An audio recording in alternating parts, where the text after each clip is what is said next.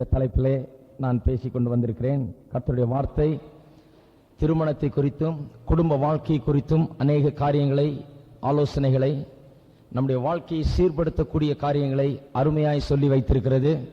அவைகளை பல வாரங்களாக நாம் போதித்திருக்கிறோம்.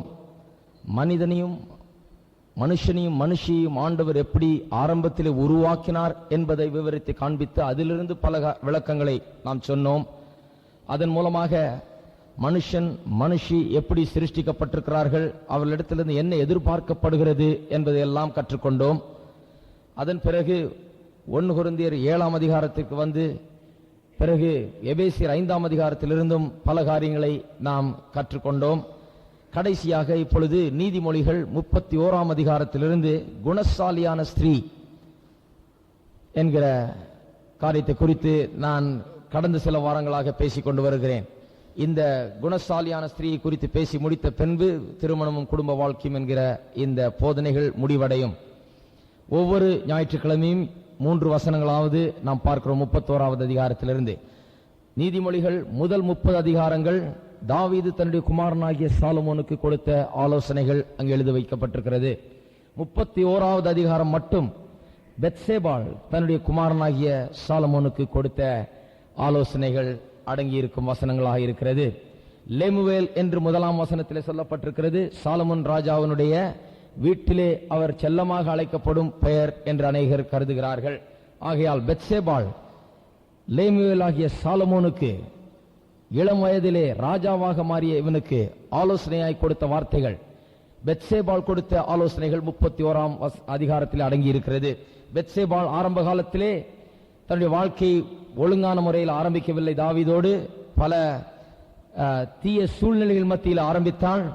பாவத்தின் மத்தியில் அவளுடைய வாழ்க்கை ஆரம்பிக்கப்பட்டது. அதன் பிறகு அவள் ஒரு குணசாலியான ஸ்திரீயாய் மாறி இருக்க வேண்டும். ஆகையால் தான் அவள் குணசாலியான ஸ்திரீயாய் எப்படி கண்டுபிடிப்பது, அவளுடைய மதிப்பு என்ன என்பதை குறித்து இந்த அதிகாரத்தில் பேசுகிறாள். ஆண்டவர் யாரையும் மாற்ற முடியும்.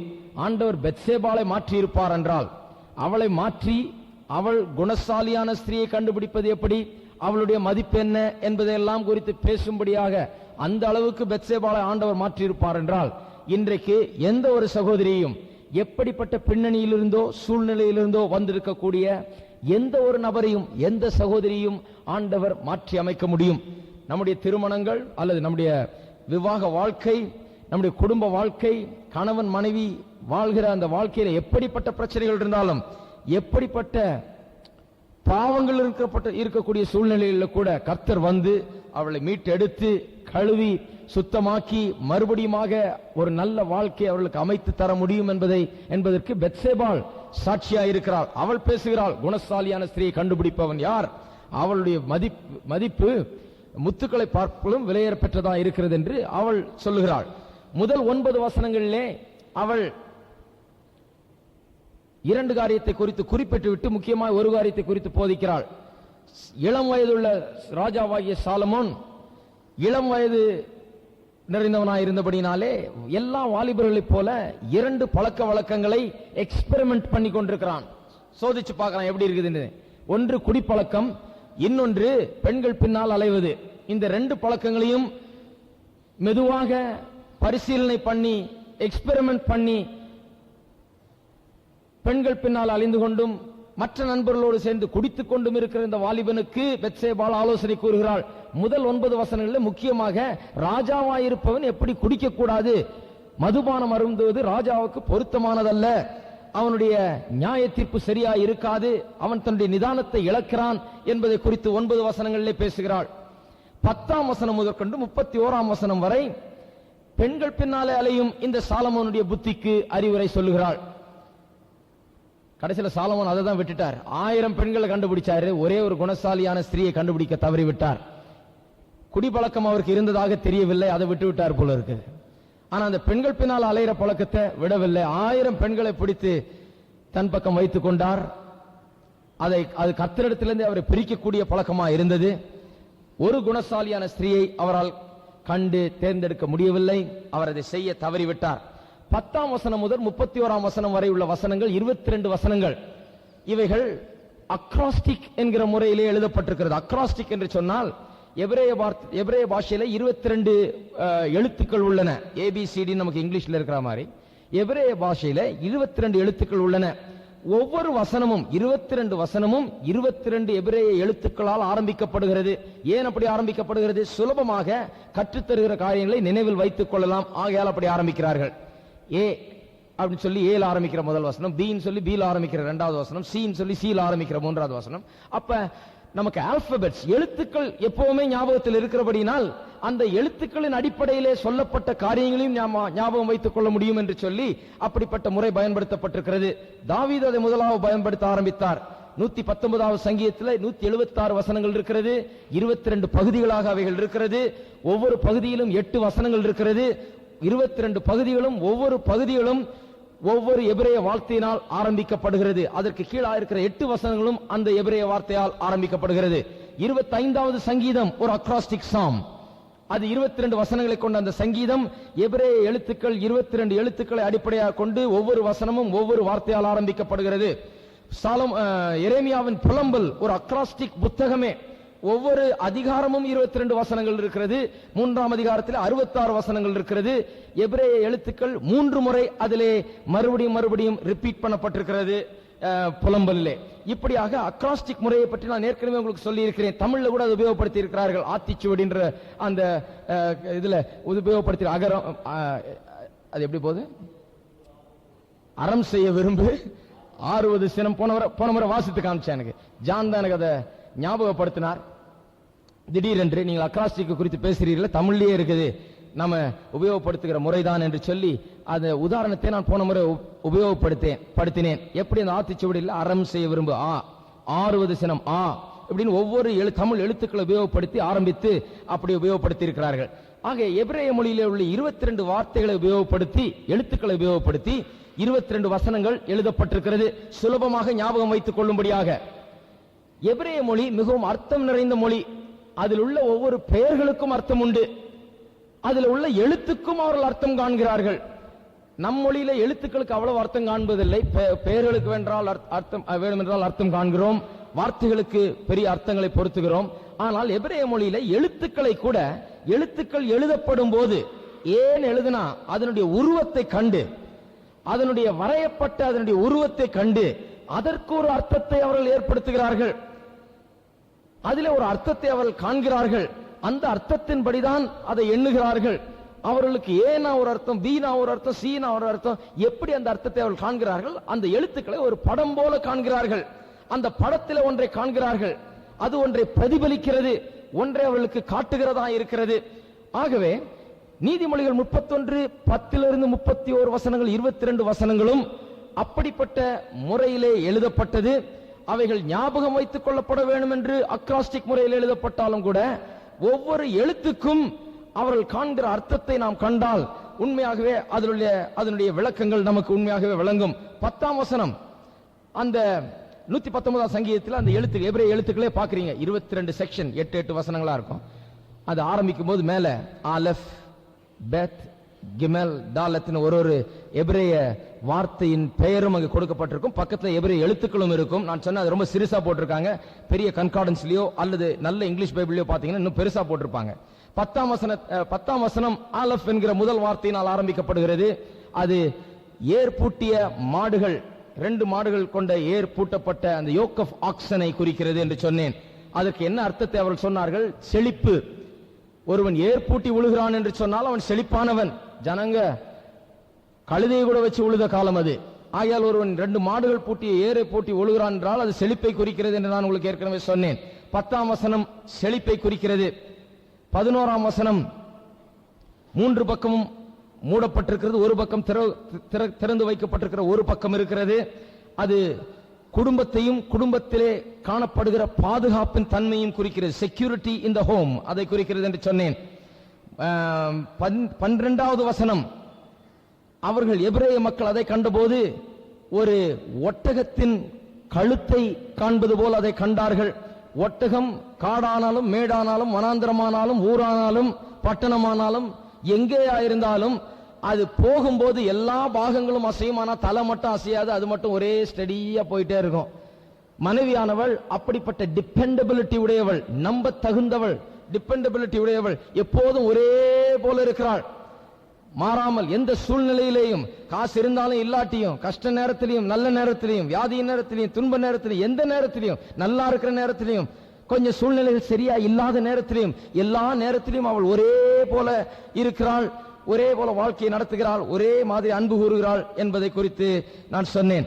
நான்காவது வார்த்தை திறக்கப்பட்ட கதவு, ஓபன் டோரை போல இருக்குது. அந்த எழுத்தை கவனித்தீர்கள் என்றால், டாலத் என்கிற எழுத்து எழுதப்படும் போது 7 மாதிரி இருக்கு, மேல இருந்து பார்த்தா திறக்கப்பட்ட கதவு. அது எதை குறிக்கிறது என்று சொன்னால், தீர்மானங்கள் எடுக்கக்கூடிய திறமை. அவள் தன்னுடைய குடும்பத்திற்காக பல நல்ல தீர்மானங்களை எடுக்கக்கூடியவளாய் இருக்கிறாள். அவள் பொட்டி பாம்பை போல மூலையிலே அடங்கி கிடக்கிறவள் அல்ல, நல்ல தீர்மானங்களை எடுத்து குடும்பத்தை ஆசீர்வாதத்துக்குள் நடத்துகிறவளாய் இருக்கிறாள். 14வது வசனம் 3 பக்கம் அடைபட்டிருக்கிறது, ஆனால் ஒரு பக்கத்திலே ஒரு சின்ன ஒரு இடைவெளி விடப்பட்டிருக்கு. தமிழ் வேதாந்தத்தில் சரியா கிளியரா வரல, ஏன்னா ரொம்ப சின்ன படம், அந்த இடைவெளி தெரியவே மாட்டேங்குது. இடது பக்கத்திலே உள்ள ஒரு இடத்திலே ஒரு சின்ன வழி விட்டது போல இருக்கிறது. பெரிய கன்கார்டன்ஸ்லயோ அல்லது இங்கிலீஷ் பைபிளையோ பார்த்தீர்கள் என்றால், அது என்னத்தை குறிக்கிறது என்றால், விண்டோஸ், கதவுகள், அதாவது ஜன்னல்கள், அதை குறிக்கிறது. ஜன்னல்கள் வைக்கப்படுகிறது வீடுகளில், எதற்கு? வெளிச்சம் வீச வேண்டும், காற்றடிக்க வேண்டும் என்று. அதே போலவே வெளிச்சம் வீசும்போது நாம் நன்றாக பார்க்க முடிகிறது, நமக்கு சில காரியங்கள் தெளிவாக இருக்கிறது. அதே போலவே வாழ்க்கையிலே அவள் பெர்ஸ்பெக்டிவ்ஸ் உடையவளாய் அல்லது நல்ல கண்ணோட்டத்தை உடையவளாய், அவளுடைய வாழ்க்கையில வெளிச்சம் உண்டு, கண்ணோட்டம் உடையவளாய் அவள் இருக்கிறாள். ஒழுங்கான நல்ல சீரான கண்ணோட்டத்தை உடையவளாய் இருந்து தன்னுடைய குடும்பத்தை அவள் நடத்துகிறாள் என்று பார்த்தோம். 15வது வசனத்திலே ஒரு பெக் அல்லது நெயில், ஒரு ஆணி, நம்ம சட்டையெல்லாம் மாற்றுறதுக்கு ஒரு ஆணியை செவுத்தில் அடிக்கிறோம், அந்த மாதிரி ஒரு ஆணியை போல இருக்கும் அந்த உருவம், அந்த எழுத்தின் உருவம். அது எதை குறிக்கிறது என்றால், எல்லாம் அவள் பெயரிலே தான், அவளை நம்பிதான் இருக்கிறது. அந்த ஆணி எப்படி அதில் மாற்றுறதெல்லாம் தாங்கிக் கொள்ளுகிறதோ அதுபோல இவள் பேரில தான் எல்லாம், எவ்ரிதிங் hinges on her, எல்லாம் அவள் பேரிலே தொங்க விடப்படுகிறது. அநேக பொறுப்புகளை உடையவளாய் இருக்கிறாள், குடும்பத்தை தாங்கி நடத்த வேண்டியவளாய் இருக்கிறாள் என்பதை நாம் பார்த்தோம். இப்பொழுது 16வது வசனத்தை கவனிப்போம். 16வது வசனம், இன்றைக்கு 16, 17, 18 வசனங்களை சொல்லி முடிக்கப் போகிறேன். 16, 17, 18. அதற்கு முன்பாக ஒன்று சொல்லுகிறேன். இந்த 10ஆம் வசனத்திலிருந்து 31ஆம் வசனம் வரை நீங்கள் பார்த்தீர்கள் என்றால், 10ஆம் வசனத்திலே என்ன சொல்லி இருக்கிறது? அவள் குணசாலியான ஸ்திரீயை கண்டுபிடிப்பவன் யார், அவளுடைய விலை முத்துக்களை பார்க்கலும் உயர்ந்தது அப்படின்னு சொல்லிட்டு, ஏன் அது முத்துக்களை பார்க்கலும் உயர்ந்தது? ஒரு மனைவியினுடைய மதிப்பு, வேல்யூ, அவளுடைய விலை ஏன் முத்துக்களை பார்க்கலும் உயர்ந்தது என்று 11லிருந்து 31ஆம் வசனம் வரைக்கும் சொல்லப்படுகிறது. ஏன் உயர்ந்தது அது? 11ஆம் வசனம், அவள் ரொம்ப நம்பத்தக்கவளாய் இருக்கிறாள். 12ஆம் வசனம், அவனுக்கு தீமையல்ல, வாழ்நாள் முழுவதும் நன்மையே செய்கிறாள். 13ஆம் வசனம், அவள் தன்னுடைய கைகளினால் சிறு வேலை முதற்கொண்டு பெரிய வேலை வரைக்கும் உற்சாகத்தோடு செய்து சணலையும் மாட்டு மயிரையும் தேடி தன்னுடைய குடும்பத்திற்கு வேண்டி எல்லாவற்றையும் செய்கிறவளாய் இருக்கிறாள். 14வது வசனம், வியாபார கப்பலை போல இருக்கிறாள், தூரத்திலிருந்து தன் ஆகாரத்தை கொண்டு வருகிறாள். 15ஆம் வசனம், இருட்டோட எழுந்து தன் வீட்டாருக்கு என்னென்ன சாப்பிட வேண்டும் என்கிறதை ஒழுங்கு செய்துவிட்டு பணிவிடைக்காரர்களுக்கு அவர்களுக்கு என்னென்ன பொறுப்பு என்பதை சொல்லி இப்படி எல்லாவற்றையும் சமாளிக்கிறாள். சிலர் நினைக்கிறாங்க பாருங்க, ஆண்கள் தங்களுடைய வேலை தான் பெருசு, தங்களுடைய கார் தான் பெருசு, தங்களுடைய பைக் தான் பெருசு, தங்களுடைய நண்பர்கள் தான் பெருசு, மற்றவங்க தான் பெருசுன்னு சொல்லிட்டு மனைவியை கொஞ்சம் கூட மனைவியின் பேர்ல கவனம் செலுத்தாமல் விடுகிறார்கள். ஏன் என்று சொன்னால், மனைவியினுடைய அந்த மதிப்பு, அந்த வேல்யூ அவர்களுக்கு புரிகிறதில்லை. அவளுடைய விலை முத்துக்களை பார்க்கலும் மேலானது என்பதை அறியாமல் இருக்கிறார்கள். அவளுடைய மதிப்பை உணராமல் இருக்கிறார்கள். நண்பர்கள் நல்லா இருக்கும் போது இருப்பாங்க, பிறகு போயிடுவார்கள். முக்காவாசி நண்பர்கள் போய்விடுவார்கள். உலகம் நல்லா இருக்கும் போது நம்ம நேசிக்கும், நாம் கொஞ்சம் கஷ்டப்படும் போது நம்ம வெறுக்கும். மற்றவர்கள் எல்லாம் வேற மாதிரி இருப்பார்கள். ஆனால் மனைவியோ, அவளுடைய விலை முத்துக்களை பார்க்கலும் ஏன் மேலானதா இருக்கிறது என்று சொன்னால், அவள் எப்போதும் ஒரே மாதிரி இருக்கிறாள், தன்னுடைய கடமைகளை செய்கிறாள், அவள் சிறந்தவளா இருக்கிறாள், நமக்காக அவள் இருக்கிறாள், நமக்கு வேண்டியதை அவள் செய்கிறாள்.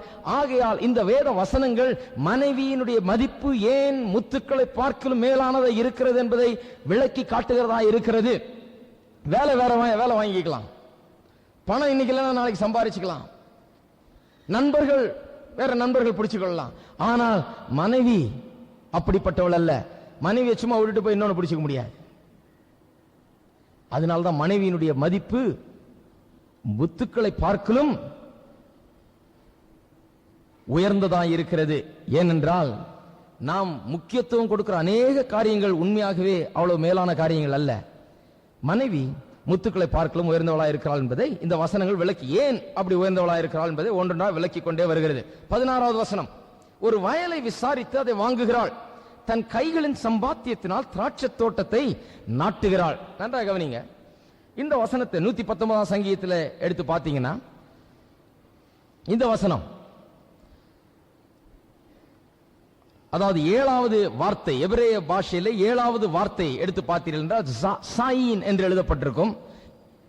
என்னுடைய வேதாந்தத்தில், தமிழ் வேதாந்தத்தில் ஒரு அச்சுப்பிள்ளைன்னு நினைக்கிறேன், அதுக்கு முந்தின வார்த்தையை கொண்டு இங்கே போட்டிருக்கிறாங்க. சாயின் என்கிற வார்த்தை கொடுக்கப்பட்டிருக்கும். இந்த சாயின் என்கிற வார்த்தை எழுதப்பட்டிருக்கிற விதத்தை நன்றாக கவனித்தீர்கள் என்றால் அது ஒரு பட்டயம் போல இருக்கும். மேல ஒரு ஹேண்டில், கீழே வர வர கூர்மையாக இருக்கும், பட்டயத்தை போல இருக்கும். அது எதை காட்டுகிறது என்று சொல்லுகிறார்கள்? அக்ரெசிவ்னஸ், ஒன்றை ஆரம்பித்து நடத்தி சாதித்து முடிக்கக்கூடிய ஒரு திறமை, ஒரு காரியத்தை முன்னின்று நடத்தக்கூடிய ஒரு திறமை, சாமர்த்தியம், ஒரு காரியத்தை தானாகவே செய்யக்கூடிய, தானாகவே ஆரம்பித்து தானாகவே யோசித்து தானாகவே செயல்பட்டு ஒரு காரியத்தை செய்து முடிக்கக்கூடிய ஒரு திறமையை அது குறிக்கிறது. நன்றாக கவனிங்க, பெண்களும் அக்ரெசிவாக இருக்க முடியும். எத்தனை பேர் நம்புறீங்க? அதை அன்பை குறித்து பேசும்போது எபேசியர் 5ஆம் அதிகாரத்திலே புருஷர்களே உங்கள் மனைவிகளில் அன்பு கூறுங்கள் என்று சொன்ன போது நான் சொன்னோம், புருஷனுடைய அன்பு அக்ரெசிவ் லவ், அது முதலாவது அன்பு கூறுகிற அன்பு. மனைவிகளே புருஷர் மீது அன்பு கூறுங்கள் இன்னொரு இடத்துல சொல்லி இருக்குது. அங்கே சொல்லப்படும் போது அந்த வார்த்தை எப்படிப்பட்ட அன்பு? அது ரெஸ்பான்சிவ் லவ். அக்ரெசிவ் லவ் வரும்போது இந்த ரெஸ்பான்ஸ் வருகிறது. ஒருவர் முதலே அன்பு கூறுகிற போது இன்னொருவர் மறுபடியும் திரும்ப அன்பு கூறுகிறார்.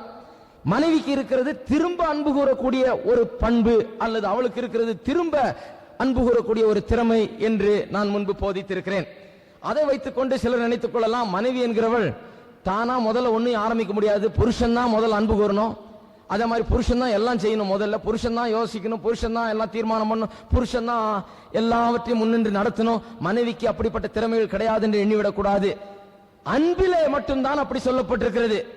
ஹஸ்பண்ட்ஸ் லவ் யுவர் வைஃப்னா அது அக்ரெசிவ் லவ், அது ஒரு முதலாவது. இயேசு எப்படி நாம் அவரை நேசிக்கிறது முன்பதாக அவர் நம்மை நேசித்தாரோ, அவர் முதலாவது நம்மை நேசித்தாரோ, அதுபோல புருஷன் முதலாவது மனைவியை நேசிக்கிறான். அதுபோல புருஷன் முதலாவது மனைவியை நேசிக்கணும். மனைவி நேசிக்கலன்னு பார்க்க கூடாது, புருஷன் நேசிக்கணும். நேசிக்கும் போது மனைவி திரும்ப அன்பு கூறுகிறாள், ரெஸ்பாண்ட் பண்ணுகிறாள், அதற்கு அந்த அன்புக்கு பதிலளிக்கும் விதத்தில் அன்பு கூறுகிறாள் என்று பார்த்தோம். அதை வைத்துக் கொண்டு மனைவி அக்ரெசிவாவே இருக்க முடியாது மற்ற காரியங்களில் என்று சொல்ல முடியாது. மனைவி மற்ற காரியங்களில் சாமர்த்தியம் நிறைந்தவளாய், முதலாவது ஆரம்பிக்கிறவளாய், காரியங்களை திட்டமிட்டு செயல்படக்கூடியவளாய் இருக்க முடியும் என்று வேதவசனம் திட்டவட்டமாய் போதிக்கிறது. பெண்களுக்குள்ளாகவும் ஒரு அக்ரெசிவ் நேச்சர் இருக்கத்தான் செய்கிறது. சில நேரத்தில் அந்த அக்ரெசிவ் நேச்சரை மூடி வச்சிடறாங்க, ஓரத்தில் வச்சிடறாங்க. ஏன்னா அப்படிப்பட்ட எதிர்பார்ப்பு கணவர்களிடத்தில் இருக்குது. சில நேரத்தில் கொண்டாட்டியா நீ பேசாம ஓரமாயிரு, டேபிள் கடியில் உட்கார்ந்த மாதிரி உட்கார்ந்துக்கோ, பொட்டிப்பாம்பு மாதிரி அடங்கி கிட, நான் சொன்னதை மட்டும் செய், அதுக்கு மேல செய்யாத, நீ ஒரு பெண், நீ எதுக்கு மேல போகக்கூடாது அப்படின்னு சொல்லி அடக்கி வைத்து விடுகிறார்கள்.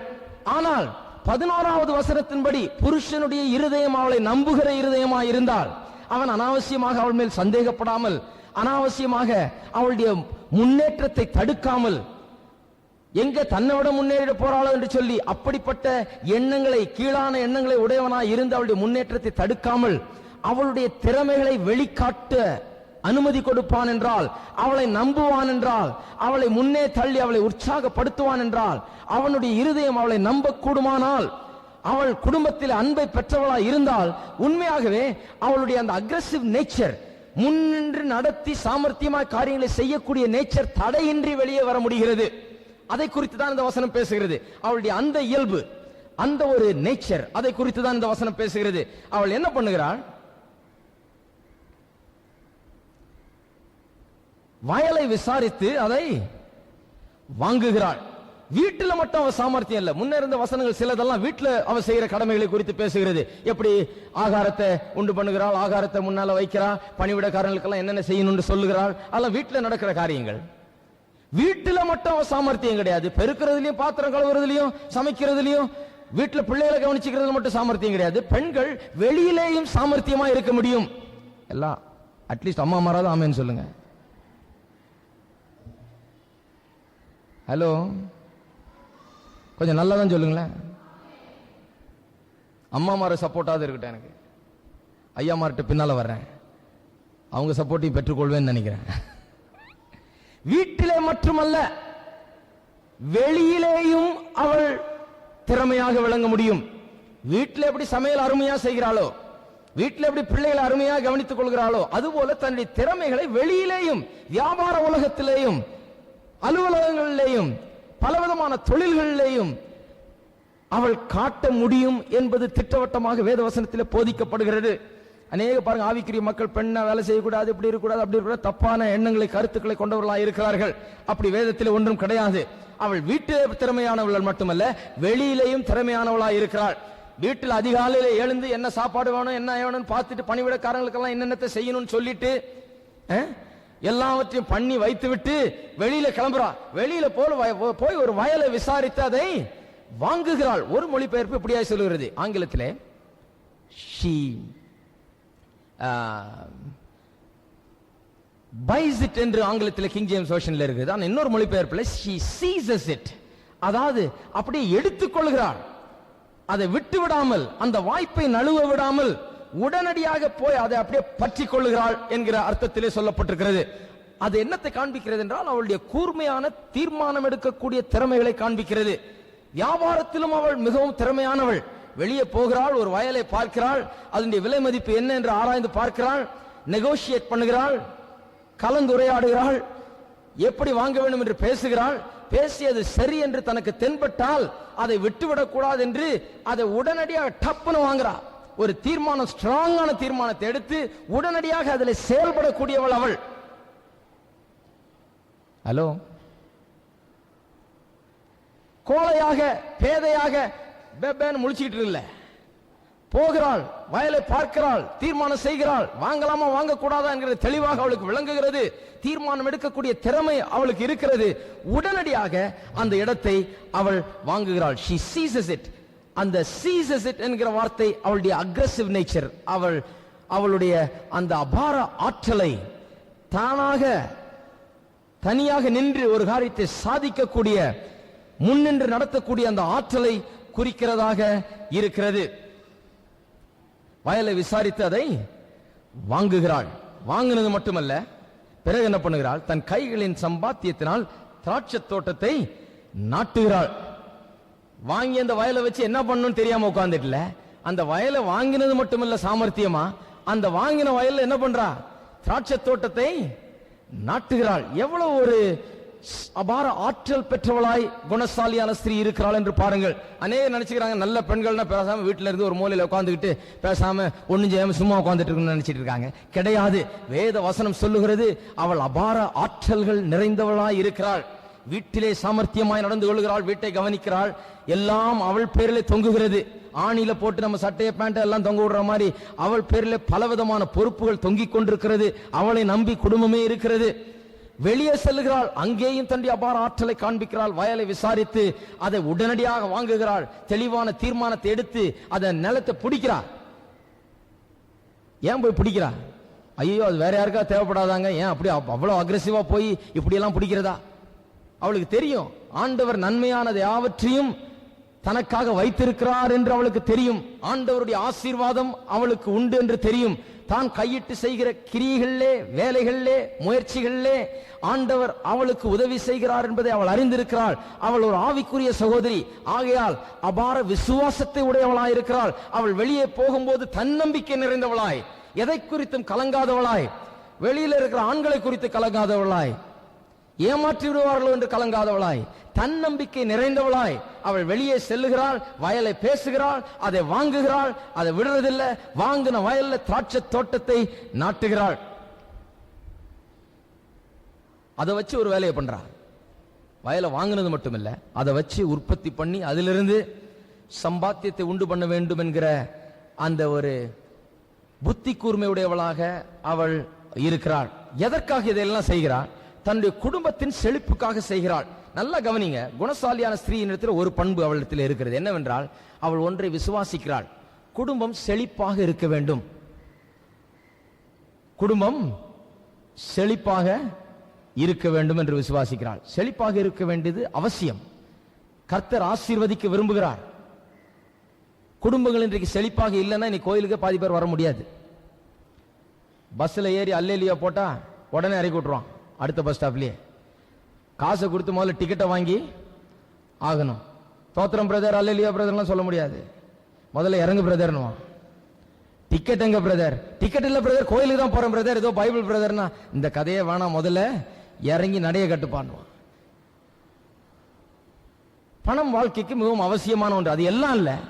பணம் சந்தோஷத்தை கொண்டு வர முடியாது. பணம் இல்லாத வறுமையில் இருந்தாலும் சந்தோஷத்தை கொண்டு வர முடியாது. சிலர் நினைக்கிறாங்க வறுமையா இருந்தா அது பெரிய ஆவிக்குரிய ஒரு பெரிய ஒரு நன்மை மாதிரி நினைச்சிட்டு இருக்காங்க. வறுமையில வாடினா அது சந்தோஷத்தை கொண்டு வரும். சிலர் நினைக்கிறாங்க நிறைய பணம் இருந்தா அது சந்தோஷத்தை கொண்டு வரும். நான் சொல்றேன் வறுமையும் சந்தோஷத்தை கொண்டு வராது, செழிப்பும் சந்தோஷத்தை கொண்டு வராது. இயேசுதான் சந்தோஷத்தை கொண்டு வருகிறவர்.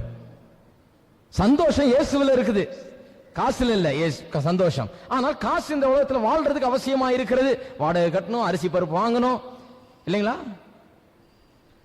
காசு இல்லைன்னா அது மிகப்பெரிய பிரச்சனைகளை குடும்பத்திலே உண்டாக்குகிறது. செழிப்பு அவசியம் ஒவ்வொருவருக்கும். ஆராதனைக்கு வர்றது மட்டும் இல்ல, ஊழியத்திற்கென்றும் கர்த்தருடைய காரியங்களுக்கென்றும் கொடுக்கிறோம். இன்றைக்கு நமக்கு கோயிலுக்கு வர்றதுக்கே காசு இல்லைன்னா, செழிப்பு வீட்டுல இல்ல, பஸ் ஃபேருக்கே தகராறுனா, கோயில்ல ஆண்டவருடைய ஊழியத்துக்கு ஆசீர்வாதமா ஏதாவது கொடுக்கலாம்னு மனம் இருக்கும், ஆனா கொடுக்க முடியாது. ஆண்டவர் ஏன் நம்மை செழிப்பாக்குகிறார்? ஏதோ நம்முடைய சுய இச்சையில போட்டு நம்ம வயத்தை நிரப்பிக்கிட்டு, நம்ம வீட்டை நிரப்பிக்கிட்டு, நம்ம கல்லாக்களை நிரப்பிக்கிட்டு, குழி நோண்டி பணத்தை புதைச்சு வைக்கிறதுக்காக ஆண்டவர் நம்ம நிரப்புகிறது கிடையாது.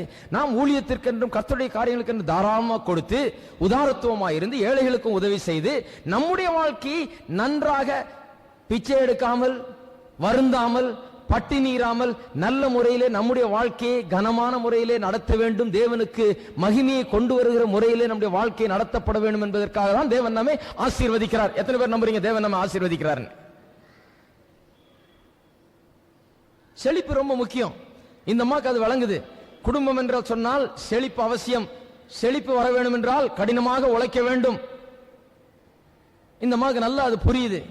செழிப்பு அவசியம் என்கிற அந்த ஒரு காரியம் இந்த அம்மாவுக்கு புரியுது. செழிப்பை அவள் விசுவாசிக்கிறாள். பின்னால வரும் 22ஆம் வசனம் 21ஆம் வசனம் இவர்களெல்லாம் வாசிக்கும் போது, அவளுடைய உடைகளை குறித்தெல்லாம் வாசிக்கும் போது, அவள் நல்ல உடைகளையே உடுத்துகிறவளா இருக்கிறாள். சாதாரண ஆள் இல்லவ. ஏன் நல்ல உடைகளை உடுத்துறாள்? ஏன் அவளுடைய வீடு நல்லா இருக்குது? ஏன் அவளுடைய குடும்பம் சந்தோஷமா இருக்குது? ஏன் என்று சொன்னால் கடினமாய் உழைத்து, நன்றாய் சம்பாதித்து, நல்ல விதத்தில் அதை செலவழித்து, நன்றாக காரியங்களை செய்யக்கூடிய ஆற்றலை பெற்றவர்களாக இவர்கள் இருக்கிறார்கள். குடும்பத்தை அவள் அப்படி நடத்துகிறாள். செழிப்பு முக்கியம் என்பதை அவள் உணர்கிறாள். ஆண்டவர் நாம் செழிப்பா இருக்க வேண்டும் என்று விரும்புகிறார். என்றைக்கும் நாம் செழிப்பா இருக்க வேண்டும் என்று விரும்புகிறார். இன்றைக்கு நீங்கள் ஒருவேளை பண கஷ்டத்திலேயும் கடனிலேயும் பலவிதமான பண விஷயத்திலே பல போராட்டங்களையும் உடையவர்களாக இருக்கலாம். ஆனால் நிலை அப்படியே இருக்காது. என்றைக்கு இப்படியே இருக்க போறதில்லை. ஆண்டவருடைய வார்த்தை அறிய அறிய நமக்குள்ள ஒரு விசுவாசம் எழும்புகிறது. நாம் வெளியே போகும்போது நமக்குள்ள ஒரு தன்னம்பிக்கை எழும்புகிறது. நாம் போனால் கர்த்தர் நம்மை ஆசீர்வதிப்பார், சில காரியங்களை செய்வார் என்கிற ஒரு நம்பிக்கை நமக்குள்ளாக எழுகிறது. நாம் போகிறோம், செய்கிறோம், கர்த்தர் ஆசீர்வதிக்கிறார், நம்முடைய வாழ்க்கையை மாற்றப்படுகிறது. சமீபத்தில் ஒருவரை சந்தித்துக் கொண்டிருந்தேன். ஒரு 2-3 வருஷத்துக்கு முன்னால் அவளை சந்தித்த போது குடும்பத்தில் கிட்டத்தட்ட 15 பேர் இருந்தார்கள். 15 பேர் இருந்துகிட்டு ஒரு சின்ன ஒரு வீட்டில் இருந்துகிட்டு மிகவும் கஷ்டப்பட்டு கொண்டிருந்தார்கள். அந்த 15 பேர்ல ஒரே ஒருத்தர் தான் வேலை செய்து கொண்டிருந்தார். அந்த ஒருவருடைய வருமானத்திலே 15 பேரும் வாழ்ந்து கொண்டு மிகவும் கஷ்டப்பட்டு கொண்டு இருந்த வேளையிலே நான் அவர்களை பார்த்த போது நான் கேட்டேன், எத்தனை பேர் இருக்கீங்க? 15 பேர் இருக்கீங்க. எத்தனை பேர் வேலை செய்றீங்க? ஒரு ஆள் தாங்க வேலை செய்யறோம்.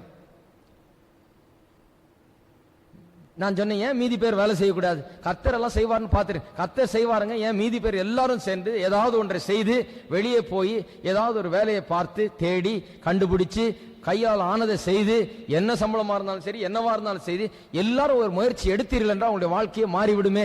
ஜெபம் பண்ணிவிட்டு நீங்கள் அப்படி செய்யுங்கள் என்று சொல்லிவிட்டு நான் வந்தேன். ரொம்ப நாளைக்கு பிறகு போய் பார்த்தேன். திருப்பியும் போய் பார்த்தா சொல்றாங்க, ஐயா எல்லாம் வேலை செய்யறோம், 2 வயசான அம்மாங்களும் ஒன்னும் ஒருத்தர் மட்டும் தான் வேலை செய்யல, இப்ப அவ்வளவு பேரும் வேலை செய்யறோம், நல்லா இருக்கிறோம், இன்னைக்கு எங்களுடைய வாழ்க்கையே மாறிவிட்டது, இப்ப இதை விட நல்ல வீடு பார்த்துக்கிட்டு இருக்கிறோம், கர்த்தர் எங்களை ஆசீர்வதிக்கிறார், ஒரு நல்ல நிலைக்கு எங்களை கொண்டு வந்திருக்கிறார் என்று அவர்கள் சொல்வதை நான் காண முடிந்தது. கர்த்தர் நம்மை ஆசீர்வதிக்க விரும்புகிறார்.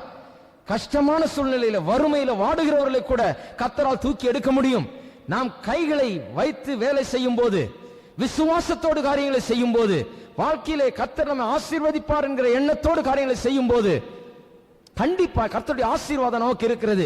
ஐஸ்வரியத்தை சம்பாதிக்க பலனை தருகிறவர் அவர் என்று வேத வசனம் சொல்லுகிறது.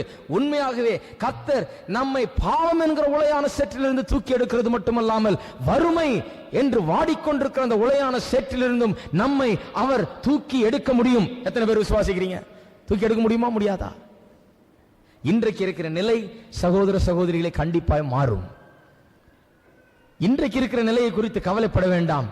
வரப்போகிற நிலையை குறித்து எண்ணி பாருங்கள். கர்த்தருடைய ஆசீர்வாதம் உங்களுக்காக காத்திருக்கிறது. உங்களை கர்த்தர் மாற்றுவார், உங்களுடைய நிலைகளை மாற்றுவார்.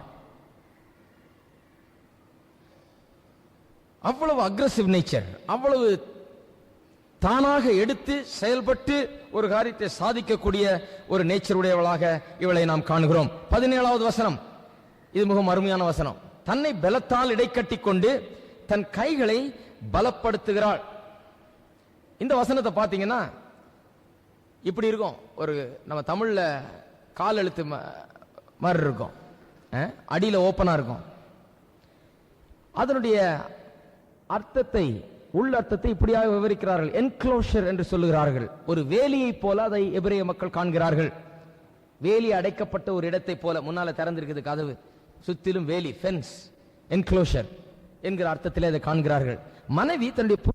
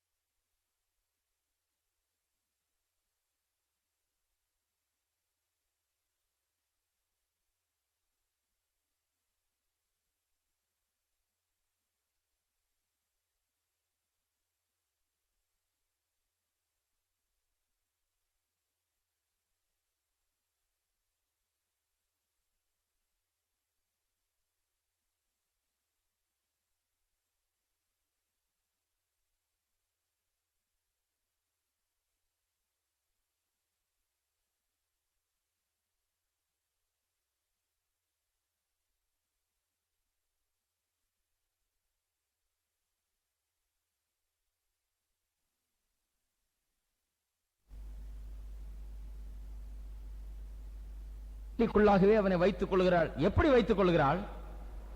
அதுதான் இன்ட்ரெஸ்டிங்கா இருக்குது. தன்னை பலத்தினால் இடைக்கட்டி கொள்ளுகிறாள். She girdeth her loins with strength என்று ஆங்கிலத்தில் சொல்லப்பட்டிருக்கு. தன்னை பலத்தினால் இடைக்கட்டி கொண்டு தன் கைகளை பலப்படுத்துகிறாள். இதை வாஸ்த உடனே சரியா வழங்குகிறது இல்லை, ஆனால் விலைக்கு சொல்றேன் பாருங்க. ஏன் பலத்தினால் அவள் தன்னை இடைக்கட்டி கொள்ள வேண்டியதா இருக்கிறது? ஏன்னு சொன்னா, காலையில் எந்திரிக்கிறா, அதிகாலையிலே இருட்டோடு எந்திரிக்கிறா, தன்னுடைய பிள்ளைகள் என்ன சாப்பிட வேண்டும் என்கிறதை நிர்ணயிக்கிறாள், கடைக்கு போகிறாள், காரியங்களை வாங்கி கொண்டு வருகிறாள், பல காரியங்களை செய்கிறாள், வீட்டினுடைய பொறுப்புகள் எல்லாவற்றையும் கவனிக்கிறாள், வேலைக்காரர்களுக்கு படி அளக்கிறாள், அவளுடைய பொறுப்புகளை அவளுக்கு சொல்லி முடிக்கிறாள். பிறகு வீட்டிலிருந்து கிளம்பி இருட்டோடு எந்திரிச்சு வீட்டு வேலையெல்லாம் கவனிச்சவ வீட்டிலிருந்து கிளம்பி வெளியே போகிறாள். வியாபார ஸ்தலத்துக்கோ அலுவலகத்துக்கோ சென்று அங்கு தன்னுடைய வேலைகளை கவனிக்கிறாள், வயலை விசாரித்ததை வாங்குகிறாள், திராட்சை தோட்டத்தை நாடுகிறாள். நாளெல்லாம் காலையிலெல்லாம் அங்க வேலை செய்துட்டு சாயங்காலம் வருகிறாள். சாயங்காலம் வரும்போது எப்படி இருக்கும்? இருட்டோட எந்திரிச்சு அவ்வளவு வேலையும் வீட்டுல செய்துட்டு பிறகு வெளியில வேற போய் செய்து தன்னுடைய வியாபாரத்தை கவனிச்சு, தொழில கவனிச்சு, அலுவலகத்துல வேலை பார்த்துட்டு வீட்டுக்கு வர்ற பெண்களுக்கு எப்படி இருக்கும்? ரொம்ப டயர்டா இருக்கும். அமெரிக்கால ஒரு கமர்ஷியல் காம்பவுண்ட், டெலிவிஷன்ல கமர்ஷியல், அமெரிக்கா பேர் போன காரியம் இங்க அது போல பண்ண ஆரம்பிச்சிட்டாங்க. இங்கேயும் அங்க ஒரு கமர்ஷியல் காம்பவுண்ட், ஹேர் ஸ்ப்ரேன்னு ஒண்ணு இருக்குது. முடியில போட்டா அந்த ஹேர் ஸ்ப்ரேய, இங்க வந்துச்சா என்னன்னு தெரியல, அதை போட்டா அந்த முடி அப்படியே நிக்கும்.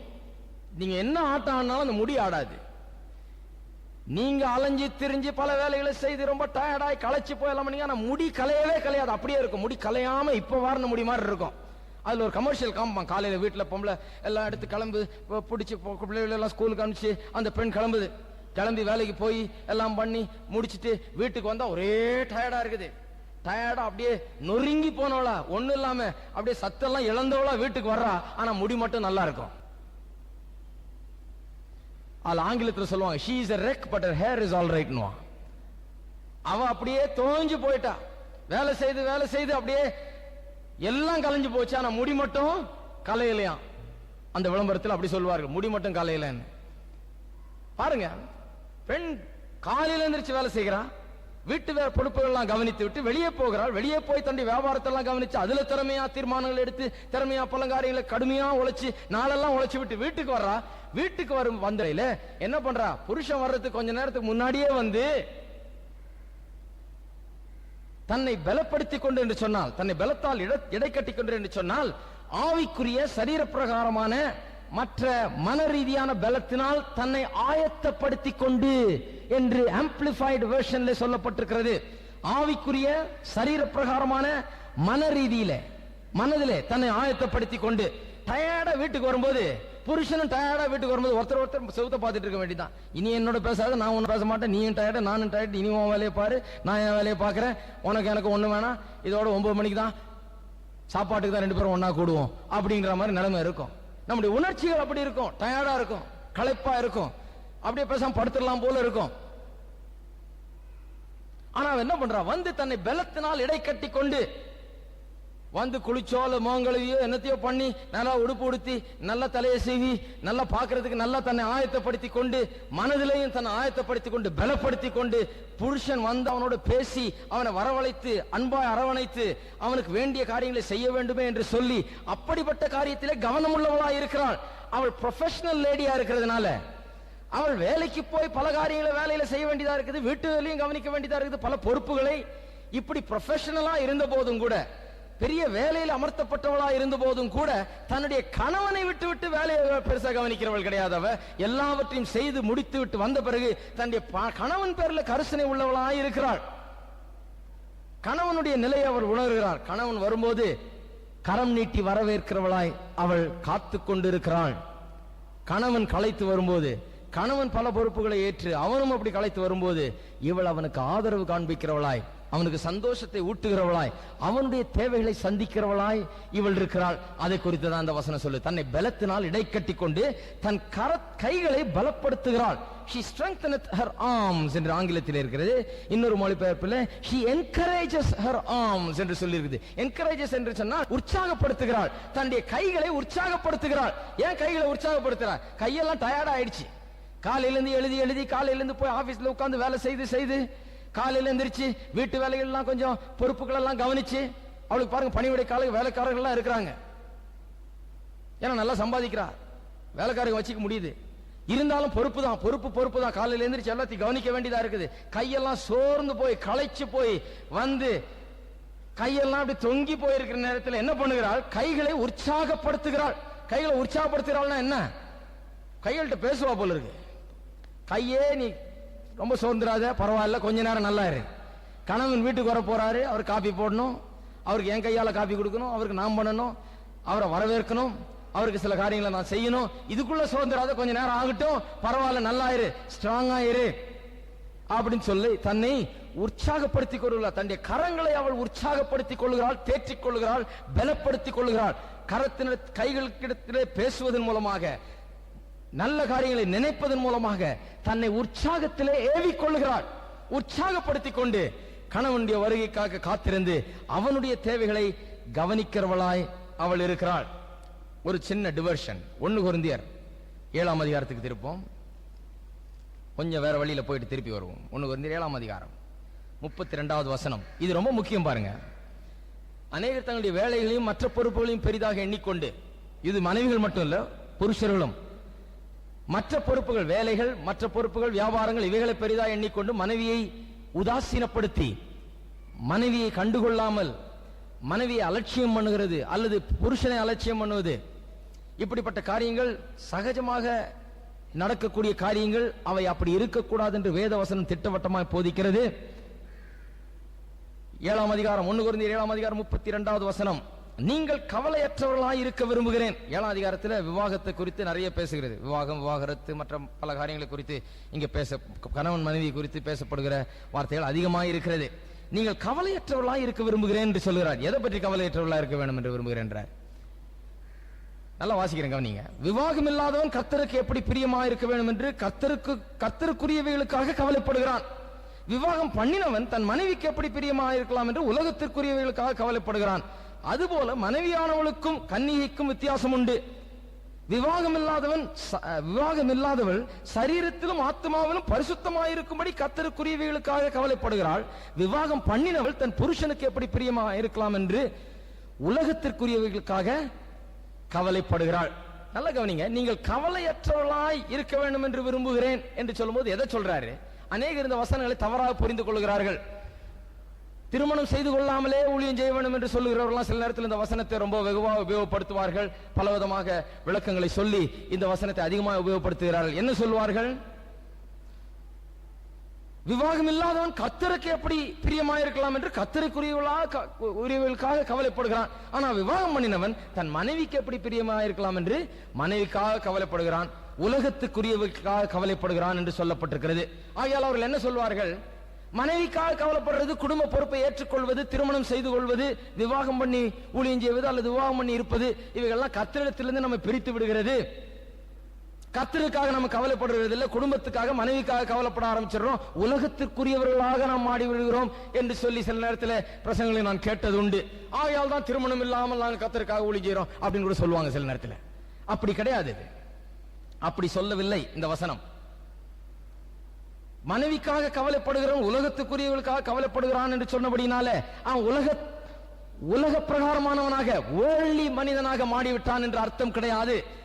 அப்படி அவன் உலகத்துக்குரியவனாக மாறிவிட்டான் என்று அர்த்தமாகும் என்றால் திருமணம் செய்வதே தவறு. எந்த விசுவாசியும் திருமணம் செய்து கொள்ள முடியாது. ஏன்னா எந்த விசுவாசியும் திருமணமான பிறகு எதுக்காக கவலைப்பட ஆரம்பிச்சிடறான்? மனைவிக்காக தான் கவலைப்பட ஆரம்பிச்சிடறான். விவாகம் ஆகாதவனோ மனைவிக்காக அல்ல, கர்த்தருக்குரியவர்களுக்காக அவன் கவலைப்படுகிறான். அப்படி அர்த்தமாயிடும். எந்த ஒரு மனுஷனும் கல்யாணம் பண்றதே தப்புன்றது மாதிரி அர்த்தம் ஆகிவிடும் அப்படி எடுத்துக்கொண்டால். அப்படி அது கிடையாது. அப்படி என்றால் என்ன அர்த்தம்? விவாகமானவன், திருமணம் முடித்தவனை உடையவன் மனைவிக்காக கவலைப்பட வேண்டும், மனைவியை கவனிக்க வேண்டும், அவளுடைய காரியங்களுக்காக அவன் உழைக்க வேண்டும், கவனிக்க வேண்டும். அதன் மூலமாக அவன் உலக பிரகாரமானவராக மாறுகிறது அல்ல, உலகத்திலே அவனுக்கு கொடுக்கப்பட்டிருக்கிற பொறுப்பை தான் அவன் கவனிக்கிறான். கர்த்தருக்கு அடுத்தபடியாக மனைவியின் பேரில் அவன் கவனம் செலுத்த வேண்டியது அவசியம் என்றுதான் அந்த வசனம் சொல்லுகிறது. அந்த வசனம் புருஷன் கல்யாணம் பண்ணவன மனைவிக்காக கவலைப்படுறான், ஆண்டவரை விட்டுறான்னு சொல்லல. ஆண்டவருக்கு அடுத்தபடியாக மனைவிக்காக கவலைப்பட வேண்டியது அவனுடைய பொறுப்பா இருக்கிறது. மனைவியினுடைய காரியங்களை கவனிக்க வேண்டியது அவனுடைய பொறுப்பா இருக்கிறது என்றுதான் சொல்லப்படுகிறது. அதே போல மனைவியும், விவாகம் இல்லாதவள் கர்த்தர் தன்னுடைய சரீரத்தையும் ஆத்மாவையும், சரீரத்திலும் ஆத்மாவிலும் பரிசுத்தமாயிருக்கும்படி கர்த்தருக்குரியவர்களுக்காக கவலைப்படுகிறாள். விவாகம் இல்லாதவள், விவாகம் இல்லாதவனும் விவாகம் இல்லாதவளும் அப்படித்தான் இருக்க வேண்டும். அவள் கர்த்தரிடத்தில் அதிகமாக நேரம் செலுத்தி தன்னுடைய கவனங்கள் வேற எதிலும் திரும்பாதபடி கர்த்தருடைய காரியங்களிலே, ஜபத்திலையும் வேத வாசிப்பிலையும் அதிகமாக நிலைத்திருக்க வேண்டும் என்று இருக்க வேண்டும். ஏனென்றால் கவனங்கள் அவர்களுக்கு சிதறடிக்கப்படாமல், குலைந்து போகாமல், தீய காரியங்களில் ஈடுபடாமல் அப்படி இருக்க வேண்டியது அவசியமாகிறது. ஆனால் விவாகம் பண்ணினவனோ மனைவியின் பேரில் அல்லது விவாகம் பண்ணினவளோ கணவன் பேரில் கரிசனை உள்ளவளா இருந்து அவர்களுக்கு செய்ய வேண்டிய கடமைகளை செய்ய வேண்டும் என்று விரும்புகிறேன் என்று பரிசுத்த பவுல் இங்கு ஆலோசனை சொல்லுகிறார்.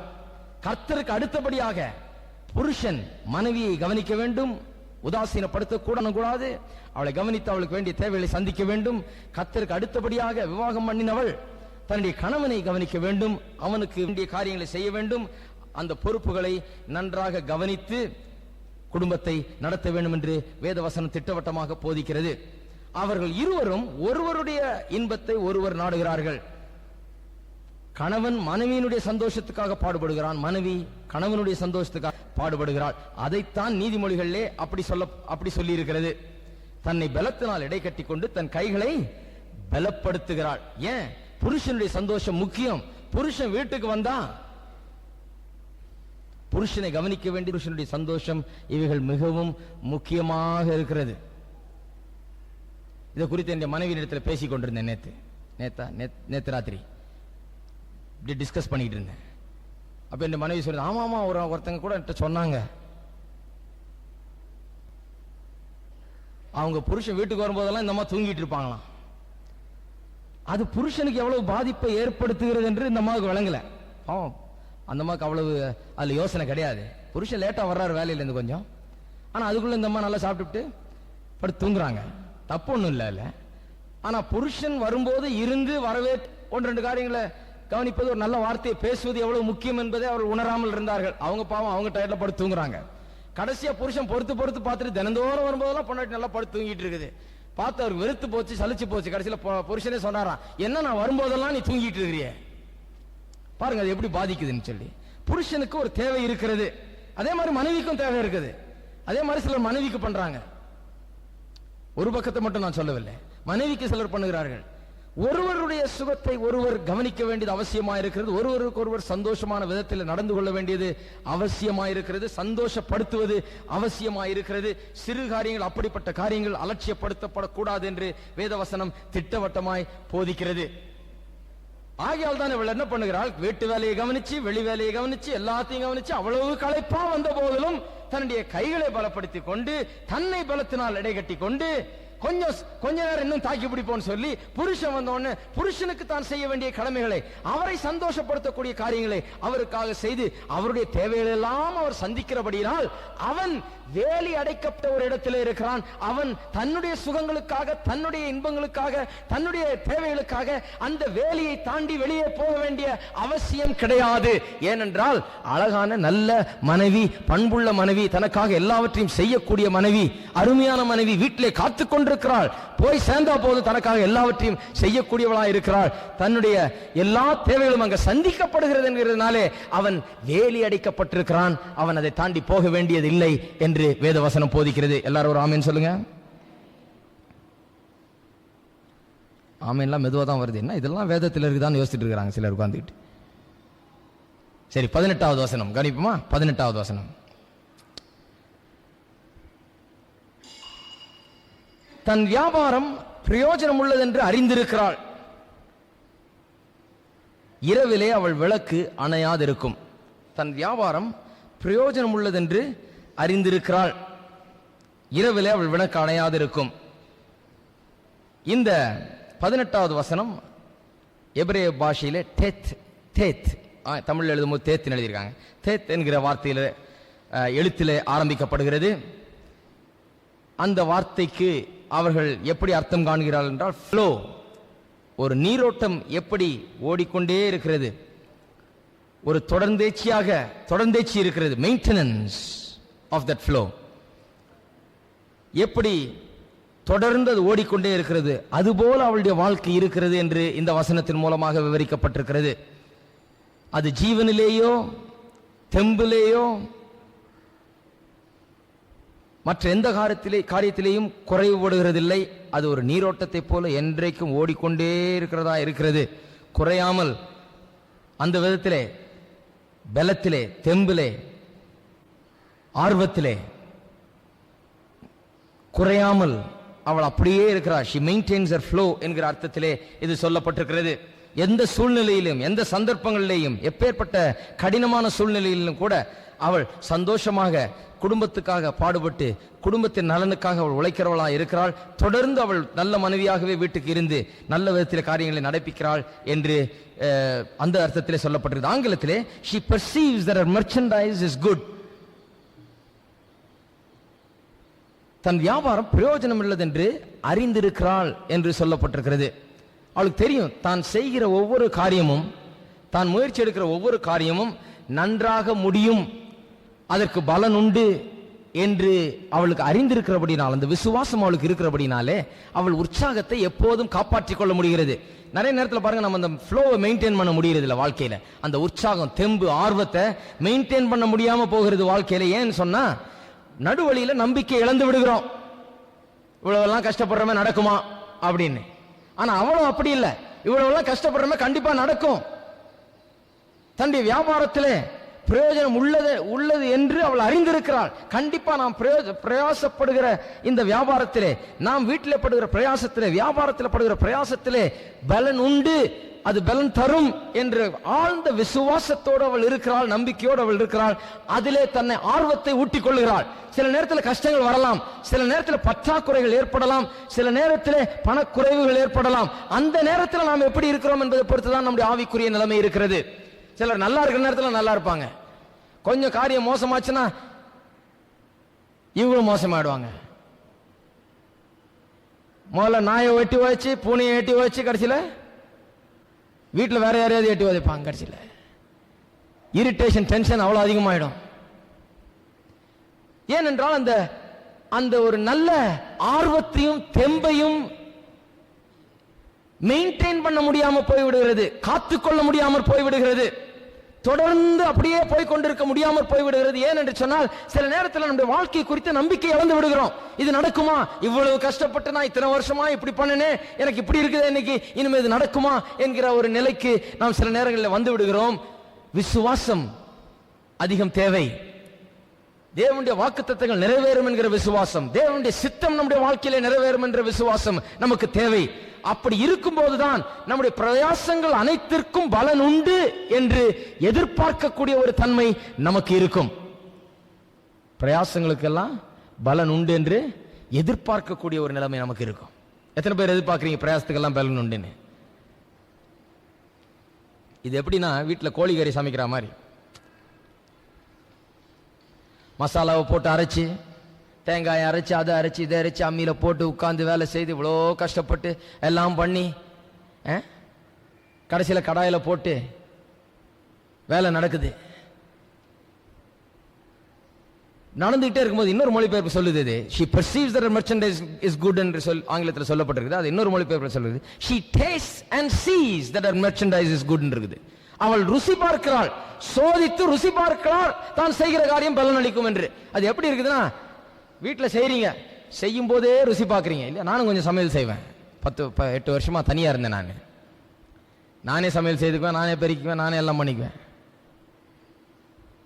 அப்படியே தான் இருந்துட்டு போறேன்னு நினைச்சேன். நான் நல்ல காலம் கல்யாணம் பண்ணேன், சந்தோஷமா இருக்கேன்.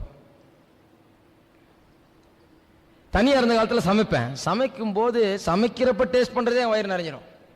அந்த மாதிரி சமைப்பேன். நான் சமைக்கும் போதே பாதியை சாப்பிட்டுறாள். அம்மாமாருக்கு சமைக்கும் போது அப்பப்போ கொஞ்சம் கொஞ்சம் டேஸ்ட் பார்த்துக்கிறாங்க. உப்பு சரியா இருக்குதா, அது சரியா இருக்குதா, மசாலா சரியா இருக்குதா, காரம் சரியா இருக்குதா, அது சரியா, எல்லாம் பார்த்து பார்த்து பார்த்து ஒவ்வொரு படியா பார்த்துக்கிட்டு வரும்போது என்ன ஆகுது, அவங்களுக்கு நம்பிக்கை வருது. டேஸ்ட் பண்ணி அதை பார்க்கும்போது என்ன ஆகுது, முடிவில் நல்லா வரப்போகுது. இந்த கோழி குருமா செய்கிறோம், பார்த்துக்கிட்டே வந்திருக்கிறோம், ஒன்னொன்னா ஸ்டேஜ் பை ஸ்டேஜ் டேஸ்ட் பண்ணி பார்த்து கொண்டே ஒரு ருசி பார்த்துக்கிட்டே வர்றோம். கடைசியில் இது நல்லா வரப்போகிறது என்கிற நம்பிக்கை. அப்படிதான் வாழ்க்கையும். ஒவ்வொரு நாளும் அவள் தன்னுடைய கடமையை செய்யறா, வீட்டில் செய்யறா, வெளியே செய்யறா, தன்னுடைய குடும்பத்துக்காக, பிள்ளைகளுக்காக, கணவனுக்காக வீட்டில் பல காரியங்களை செய்யறா, வெளியே போய் வியாபாரத்திலையும் அலுவலகத்திலையும் தன்னுடைய தொழிலையும் பல காரியத்தை கவனிக்கிறாள். ஒவ்வொரு நாளும் செய்யும் போதும் அதை ருசி பார்த்து சோதிக்கிற மாதிரி, நல்லா வரப்போகுது, நல்லா வரப்போகுது, நல்லா வரப்போகுதுன்றே செய்துக்கிட்டே வர்றா. கண்டிப்பா அது நல்லா தான் வரும் அப்படின்ற ஒரு நம்பிக்கை அவளுக்குள்ளாக எழுந்திருக்கிறது. ஆகையால்தான் she is able to maintain that flow. அந்த நம்பிக்கை, ஆர்வத்தை, தெம்பை வாழ்க்கையில என்றைக்கும் காத்துக்கொள்ளக்கூடியவளா இருக்கிறாள். எங்க அந்த நம்பிக்கை வருது? ஒவ்வொரு நாளும் தன்னுடைய கடமையை செய்யும் போது அதை ருசி பார்த்து பார்க்கிறா. நான் இன்னைக்கு செய்திருக்கிறேன், இன்னைக்கு ஜெபம் பண்ணியிருக்கிறேன், கர்த்தருடைய வார்த்தையை போதிச்சிருக்கிறேன், வீட்டில் என் கணவனுக்கு கடமையை செய்திருக்கிறேன், பிள்ளைகளுக்கு செய்திருக்கிறேன், எல்லாவற்றையும் நான் செய்ய வேண்டியதெல்லாம் செய்திருக்கிறேன், கண்டிப்பா இது பலன் தரும் என்கிற ஆழ்ந்த நம்பிக்கை உடையவளா இருக்கிறாள். அவளுடைய அந்த சக்தி குறையாமல் இருக்கிறது. எவ்வளவு கலப்பா இருந்தாலும் தெம்போட போய்கொண்டே இருக்கிறாள். எங்கிருந்து இவ்வளவு சக்தி வருது? வீட்டுல செய்யறா, வெளியில செய்யறா, இவ்வளவு பொறுப்புகளை தலையில போட்டுக்கிட்டு இவ்வளவு காரியத்தை இந்த பெண், குணசாலியான ஸ்திரீ செய்கிறாளே, எங்கிருந்து இவளுக்கு இவ்வளவு சக்தி வருகிறது? இந்த வசனத்தில் சொல்லப்பட்டிருக்கிறது, அவளுடைய விளக்கு அணையாதிருக்கும். நீதிமொழிகள் 20ஆம் அதிகாரத்துக்கு திருப்புங்க. 20ஆம் அதிகாரம், இந்த விளக்கு என்னன்னு பார்த்துறோம். 20ஆம் அதிகாரம் 27ஆம் வசனம். மனுஷனுடைய ஆவி கர்த்தர் தந்த தீபமா இருக்கிறது, அது உள்ளத்தில் உள்ளவைகளை எல்லாம் ஆராய்ந்து பார்க்கும். விளக்குன்றது அந்த தீபம் தான். விளக்கு எது தீபமா இருக்குது? மனுஷனுடைய ஆவி கர்த்தர் தந்த தீபமா இருக்கிறது. இந்த விளக்கு தான் அணையாதுன்னு சொல்லப்பட்டிருக்குது. அவள் விளக்கு அணையாதுன்னு சொல்லப்பட்டிருக்குது இரவில். அவளுடைய விளக்கு இரவில் அணையாது என்று சொல்லப்பட்டிருக்குது. எந்த விளக்கு? வீட்டில் வச்சிருக்கிற விளக்கு இல்ல. வீட்டில் வச்சிருக்கிற விளக்கு அணைச்சிடறோம் ராத்திரில. விளக்கு இரவில் அணையாதுன்றது வெளியில வச்சிருக்கிற விளக்கு இல்லைங்க, உள்ள இருதயத்துக்குள்ளே ஆவி, மனுஷனுடைய ஆவியாகிய விளக்கு இருக்கிறதே. இது ஆவியிலே அனல் விட்டு கொழுந்து விட்டு எரிந்து கொண்டு விளக்காய் இருக்கிறதே. இந்த ஆவிக்குரிய தன்மை, நிலைமை, நம்முடைய ஆவிக்குரிய வாழ்வு இருக்கிறதே, நம்முடைய ஆவி இருக்கிறது, அதை குறிக்குது இந்த விளக்கு. அவள் விளக்கு அவ வீட்டுல வச்சிருக்க லாந்தர் இல்ல, இவளுடைய விளக்கு, இவள் உள்ளத்துல இருக்கிற அந்த ஆவி என்னப்படுகிற அந்த விளக்கு அணையாது இருக்கும். இரவிலே கூட அதை அணையாது, கஷ்டமான சூழ்நிலைகளில் அணையாது, தீமையான காரியங்கள் நடைபெறும் போதும் அணையாது, வாழ்க்கையில பலவிதமான பிரச்சனைகளை சந்திக்கும் போதும் அது அணையாது. அவள் ஆவியிலே உற்சாகம் உள்ளவளாய் இருக்கிறாள். மனுஷனுடைய ஆவி கர்த்தர் தந்த தீபமாய் இருக்கிறது. கர்த்தர் அவளுக்குள்ளே தந்திருக்கிற அந்த தீபத்தை, அந்த விளக்கை அணையாமல் பாதுகாத்துக் கொள்கிறாள்.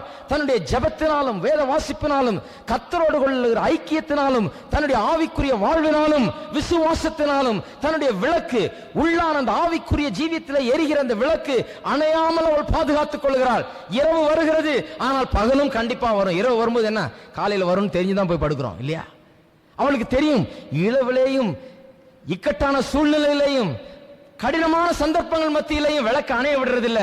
ஸ்தோத்திரம் பண்ணிக்கொண்டு ஜெபம் பண்ணிக்கொண்டு தேவனுடைய வார்த்தையும் வாக்குத்தத்தங்களை விசுவாசித்துக் கொண்டு அதை அணைய விடாமல், நம்பிக்கையும் ஆர்வத்தையும் தெம்பையும் குறைய விடாமல் அதை எரிய விட்டுக் கொண்டிருக்கிறாள். அவள் விளக்கு அணையாது. குணசாலியான ஸ்திரீயாய் இருப்பவள் இருக்கிற சகோதரிமார்கள், ஆவிக்குரிய ஜீவியம் மிகவும் முக்கியமானது. வெறும் கடமையை செய்தோம் இல்ல, ஆவிக்குரிய ஜீவியம் சரியா இல்லைன்னா கடமைகள் கூட செய்யறது ரொம்ப கஷ்டம். ஏன்னா உலகத்தில் பல பொறுப்புகள், பல வேலைகள், நம்முடைய சரீரத்திலையும் மனதிலையும் களைப்பையும் சோர்வையும் உண்டாக்கக்கூடிய பல சம்பவங்களும் நமக்கு நேரிடுகிறது.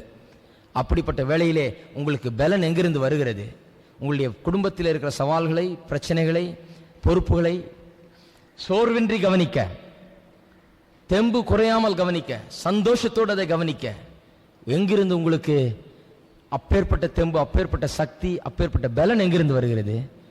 ஆவிக்குரிய வாழ்விலிருந்து அது கிளம்புகிறது. இந்த உள்ள இந்த தீபம் அணையாமல் இருக்கிற வரைக்கும் பலன் வந்து கொண்டே, எவ்வளோ டயர்டா இருந்தாலும் பரவாயில்ல, உள்ள உங்களுக்கு இந்த ஆவிக்குரிய தீபம் எரிந்து கொண்டிருக்கும் போது ஜெபிக்கலாம். ஆண்டவரே, இந்த பிரச்சனையோடாவும் நான் சென்று இதை ஜெயித்து இதை மேற்கொண்டு இதில் சோர்ந்து போகாம வரத்துக்கு எனக்கு பலத்தார் ஆண்டவரே என்று நாம் ஆண்டவரிடத்திலிருந்து பலத்தை எதிர்பார்க்க முடியும்.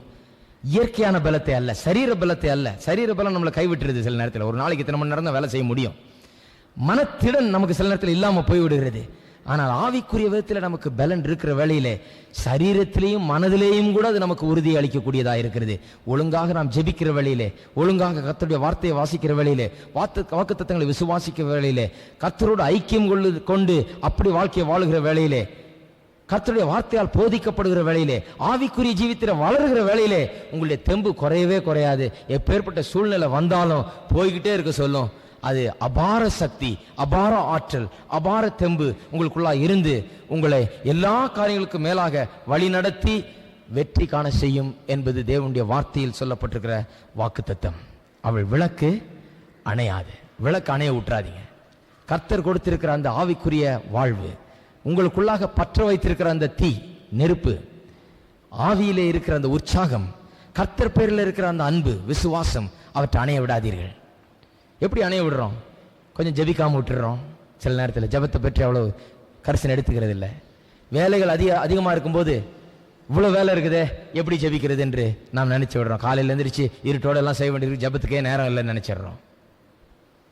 பால் யாங்கிச்சோ உலகத்திலே மிக பெரிய சபையின் போதகர், அவர் சொல்லுகிறார், எனக்கு ரொம்ப வேலை இருக்குது, தலையை பிச்சுக்கிற வேலை இருக்குது என்றார். பிளைனா சொல்ல போனா அவ்வளோ வேலை இருக்குது. அவ்வளோ பெரிய சபையின் போதகராக இருந்தால் எவ்வளோ வேலை இருக்குன்னு பாருங்க. எனக்கே சில நேரத்தில் அப்படி இருக்குது. அவர் அவ்வளோ பெரிய ஆள், அவருக்கு எனக்கு தலையை பிச்சுக்கலாமான்னு இருக்குது. சில நேரத்தில் அவ்வளவு பிரச்சனைகள், அவ்வளவு போராட்டங்கள், அவ்வளவு காரியங்களை நான் சந்திக்க வேண்டியது இருக்குது. தினந்தோறும் அவ்வளோ வேலை இருக்குது. காலையில் எழுந்திரிச்சு ராத்திரி வரைக்கும் ஓய மாட்டேன். ஆனாலும் அவ்வளவு வேலை இருக்கிறதுனால அது அவ்வளவுக்கு அதிகமாக நான் ஜெபம் பண்ண வேண்டியதாக இருக்குது. எவ்வளவு அதிகமாக வேலையோ அவ்வளவு அதிகமாக நான் ஜெபம் பண்ண வேண்டியதாக இருக்குது. ஏனென்றால் அவ்வளவுக்கு அதிகமாக எனக்கு பலன் தேவைப்படுகிறது என்று சொல்லுகிறார். அவருக்கு தெரியுது, அவருடைய உள்ளான பலத்திலிருந்து தான் வெளியில பலன் வெளிப்படுகிறது என்று. உள்ளான பலத்தை கொண்டுதான் பிரச்சனைகளை சமாளிக்க முடிகிறது என்று. குடும்பத்திலையும் அப்படிதான், சபையில மட்டும் அப்படி இல்லை, குடும்பத்திலையும் அப்படிதான். சகோதரிகள் உள்ளான பலத்திலே வளர வேண்டும். ஜெபத்திலேயும் வேத வாசிப்பிலேயும் தேவனோடு ஒரு ஐக்கியத்திலேயும் வளர வேண்டும். ஜெபத்தை விட்டு விடாதீர்கள், வேத வாசிப்பை விட்டு விடாதீர்கள், ஆண்டவரோடு செலவழிக்கிற நேரத்தை விட்டு விடாதீர்கள். அதிகமாக நேரம் செலவழியுங்கள். ஆண்களும் பெண்களும் எல்லாரும் ஆலயத்துக்கு வருவதை தவற விட்டு விடாதீர்கள். அது மிகவும் முக்கியம். கர்த்தருடைய வார்த்தையால் நாம் தொடர்ந்து போதிக்கப்படுகிறோம். ஆனால் குறைந்து விடுகிறது சில நேரத்தில். அதெல்லாம் நம்ம குறைத்துக் கொள்ளுகிற வேளையில் அதை சில நேரத்தில் பொருட்டா எண்ணாத வேளையில அனல் குறைந்து விடுகிறது, அந்த தீ சரியாம எரியாம போய் விடுகிறது. ஆகையால் இவைகள் எல்லாம் நாம் சரியாக செய்யும் போது அந்த தீயை நாம் இன்னும் கொழுந்து விட்டு எரிய செய்கிறோம். நம்முடைய ஆவிக்குரிய ஜீவியம் பிரகாசிக்கிறது, நன்றாக எரிகிறது. அது நமக்கு அனல் மூட்டுகிறது, நமக்கு தெம்பை தருகிறது, உற்சாகத்தை தருகிறது. அவள் விளக்கு அணையாது, கண்டிப்பா அது அணையாது. எத்தனை பேர் அணையாதுன்றீங்க? ஸ்தோத்திரம். எல்லாரும் எழுந்து நிற்போம். தயவு செய்து தலைவணங்கி ஜெபிப்போம். எல்லாம் ஒரு நிமிஷம் கைகளை உயர்த்தி ஆண்டவருக்கு நாம் ஸ்தோத்திரம் செலுத்துவோம். கர்த்தருடைய வார்த்தைக்காக நாம் ஸ்தோத்திரம் செலுத்துவோம். கர்த்தர் நமக்கு இந்த காலை வேளையிலே பேசினபடியால் நாம் கர்த்தரை நாம் ஸ்தோத்திரிப்போம். கர்த்தர் கண்டிப்பாய் பெரிய எங்கள் அன்பின் தேவனே, கர்த்தராகிய இயேசுவின் நாமத்திலே மண்டல வருகிறோம். இந்த அருமையான காலை வேளைக்காக உமக்கு ஸ்தோத்திரம். இந்த அருமையான மக்களை எங்களை ஒன்றாக கூட்டி சேர்த்தபடியால் உமக்கு ஸ்தோத்திரம் கர்த்தாவே. உம்மை ஆராதிக்கும்படியாக, உம்மை தொழுது கொள்ளும்படியாக எங்களை தெரிந்து கொண்டிருக்கிறபடியால் உமக்கு ஸ்தோத்திரம். எங்களை குறித்து உம்முடைய நோக்கம் பெரிதாக இருக்கிறபடியால் உமக்கு ஸ்தோத்திரம் கர்த்தாவே. ஒவ்வொரு குடும்பமும் செழிக்க வேண்டும், சந்தோஷமாக இருக்க வேண்டும், எல்லா ஆசீர்வாதங்களையும் பெற்றவர்களாக இருக்க வேண்டும். உலகத்திலே தேவனுடைய அன்பையும் தேவனுடைய ஆசீர்வாதங்களையும் எடுத்து காட்டுகிற குடும்பங்களாக இருக்க வேண்டும் என்று நீர் விரும்புகிறீர். வேதவசனம் அதை திட்டவட்டமாக போதிக்கிறது. அதற்குரிய வழிமுறைகளை நீர் சொல்லி வைத்திருக்கிறீர். அதை நாங்கள் படித்து வருகிறோம். இந்த வசனங்கள், இந்த வார்த்தைகள் எங்களுக்குள்ளாக ஆழ பாயட்டும். வல்லமை நிறைந்த வார்த்தைகளாய் பட்டயத்தை போல இது பாயட்டும் கர்த்தாவே. ஊடுருவி பாயட்டும். கல்லான நெஞ்சங்களை இது உடைக்கட்டும் கர்த்தாவே. எல்லா எதிர்ப்புகளையும் அகற்றட்டும். இதுவரை நாங்கள் வேறு விதமாக வாழ்க்கையை நடத்தி வந்தாலும் அவைகள் மாறி வேத வசனத்தின்படி புதிதான முறையில வாழ்க்கையை அமைத்துக் கொள்ள ஒவ்வொரு குடும்பத்திற்கும் நீர் உதவி செய்ய வேண்டுமே கர்த்தாவே. எங்கள் ஒவ்வொரு குடும்பத்திலையும் பெரிய மறுமலர்ச்சி, பெரிய சந்தோஷம், பெரிய சமாதானம், பெரிய நிம்மதி, புது சந்தோஷம், கணவன் மனைவியினிடத்திலே இருவருக்கிடையே புதிய ஒரு சந்தோஷம், புதிய சமாதானம் உண்டாக்கியல வேண்டுமே கர்த்தாவே. உம்மால் ஆகாது ஒன்றுமில்லை. பிரச்சனைக்குள்ளாக இருக்கிற குடும்பங்கள், கணவன் மனைவிமார்கள், அவர்களுக்காக ஜெபிக்கிறேன். விசேஷமாக அவர்களுக்காக ஜெபிக்கிறேன் கர்த்தாவே. இயேசுவின் நாமத்திலே காரியங்களை மாற்றி அமைத்தருளும். ஒரு பெரிய விடுதலை குடும்பத்தில் கட்டளையிட்டருளும். அன்பு பெருகட்டும் கர்த்தாவே. இந்த வார்த்தைகள் கிரியை செய்யட்டும். ஒருவரை குறித்து ஒருவர் கரிசனை உள்ளவர்களாய், ஒருவருக்காக ஒருவர் வாழ்கிறவர்களாய் வைத்திருள வேண்டுமே கர்த்தாவே. உம்முடைய வார்த்தை வல்லமையாய் கிரியை செய்யட்டும் கர்த்தாவே. எல்லா குடும்பங்களுக்காக ஜெபிக்கிறேன். சந்தோஷம் பெருகட்டும் குடும்பங்களிலே. இங்கு கற்றுக்கொள்கிற போதனைகள் சந்தோஷத்தை குடும்பங்களை கொண்டு வரட்டும். இதை கேட்கிற வாலிப சகோதர சகோதரிகள், திருமணம் ஆகாதவர்களுக்காக ஜெபிக்கிறேன். அவர்கள் வேத வசனத்தின்படி வாழ கற்றுக்கொள்ளட்டும் கர்த்தாவே. தாங்கள் திருமணமாகி குடும்பத்தை அமைக்கிற வேளையில எப்படி வாழ வேண்டும் என்கிற தெளிவான ஒரு காட்சி அவர்களுக்குள்ளாக இருக்கட்டும். எப்படிப்பட்ட வாழ்க்கை எதிர்பார்க்க வேண்டும் என்கிற தெளிவான ஒரு நிலை அவர்களுக்கு உண்டாக்கியவர்கள் கர்த்தாவே. அதற்கு குறைவாக, அதற்கு மாறாக ஒன்றும் இருக்கக்கூடாது என்கிற தீர்மானத்தை அவர்கள் இன்றைக்கு அடையட்டும் கர்த்தாவே. நாங்கள் எவ்வளவு பாக்கியசாலிகளாக இருக்கிறோம். உம்முடைய வார்த்தைகளை அறிந்து கொள்கிற இந்த பாக்கியத்தை நீர் எங்களுக்கு கொடுத்தபடியால் உமக்கு ஸ்தோத்திரம். அது எங்களை தேற்றுகிறது, பலன் அளிக்கிறது. எங்களுக்கு அது கர்த்தாவே நம்பிக்கையை தருகிறபடியால் உமக்கு ஸ்தோத்திரம். குடும்பங்களை ஆசீர்வதித்தருளும். குடும்பமாக ஆசீர்வதித்தருளும். கையிட்டு செய்கிற வேலைகளை ஆசீர்வதித்தருளும். கணவனும் மனைவியும் செய்கிற வேலைகளை ஆசீர்வதித்தருளும் கர்த்தாவே. குடும்பத்திலே செழிப்பை உண்டாக்கும், ஆசீர்வாதத்தை உண்டாக்கும், சந்தோஷத்தை பெருக்கும் கர்த்தாவே. குடும்பமாய் உம்மை சேவித்து உமக்காக ஜீவித்து உம்முடைய நாமத்தை மகிமைப்படுத்தட்டும். ஒவ்வொரு பேரிலும் ஆசீர்வாதம் தங்கட்டும்.